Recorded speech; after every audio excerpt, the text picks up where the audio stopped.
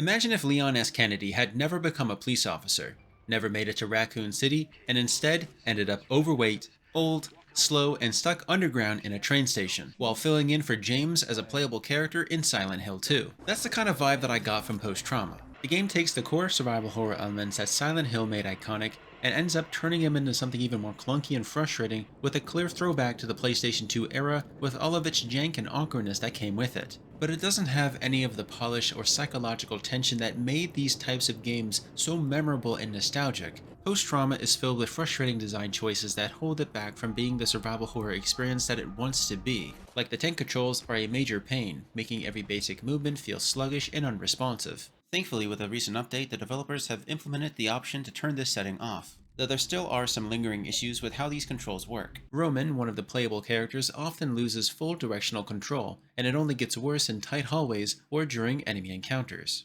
Melee combat is slow and awkward, and while you can dash, it doesn't really help that much, once he's out of breath and in dire need of exercise. Firearms are a staple of the genre, but here they feel useless. In some cases, the bugs will outright prevent you from using them, forcing you to rely on melee-only attacks that don't hold up against bosses or even any of the tougher enemies. The visuals are quite underwhelming, pixelated, blurred, and not in a stylized or good way.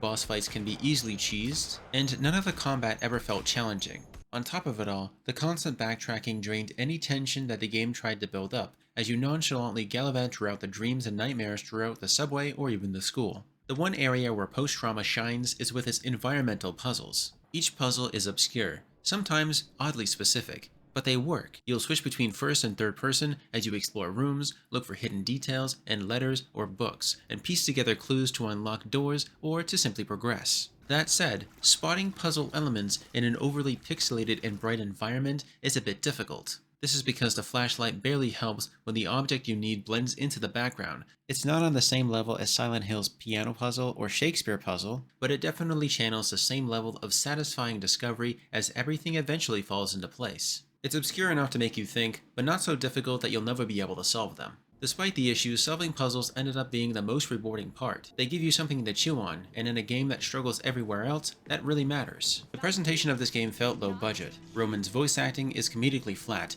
What do you mean?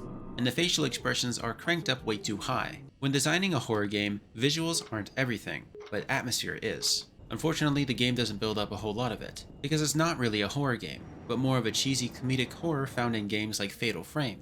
But even a game like that managed to balance out the comedy and also the tension. It has no fear, no unease, it avoids jump scares, which is a plus, but there's nothing in the game that's genuinely scary. Sure, there's some ambient sounds like lockers shutting, water splashing, and distant footsteps that try to sell the vibe, but they don't do a good job at it. For a game that wants to emulate classic survival horror, it misses the mark on atmosphere, which I honestly do believe is one of the most important aspects to focus on. The gameplay revolves around exploring and interacting with the environmental triggers to unlock the next path. There's something really fun about this type of progression. Even though it fails to deliver with every other element, it's still very entertaining. Not a whole lot to do with the inventory system or storage, since it's not the type of game that you examine objects in. Everything is environmental. Do you see a few symbols on the wall or on the map? Then it's tied to a puzzle somewhere nearby. Fighting each enemy is not hard. The targeting feels smooth, and dodging is simple enough that you barely need to shoot anything unless it's the church boss. This can be a pain if you do run into a weapon bug or run out of ammunition. To fix this, you would simply need to store your guns, take them out, reload one of them, and then fire. This does seem to fix the issue, even if it was at the cost of ammunition. Once you do eventually figure out the solutions, you get a short cutscene meant to move the story forward, but none of it really sticks. Apparently you're trapped in a purgatory-like world tied to a woman named Jill and a girl named Freya. There's also a puppeteer named Carlos, and some king that shows up at the end of the game. It sounds like it should mean something, but none of it really lands. The story feels scattered, with very little emotional pull or explanation. It's something that I couldn't make heads or tails of, so I shouldered most attempts to understand the story to enjoy what little of the game that I could until the very end. It tries to hint at themes of sexual assault through the mannequins and shadowy visuals, but it never really comes together in a way that feels grounded or impactful.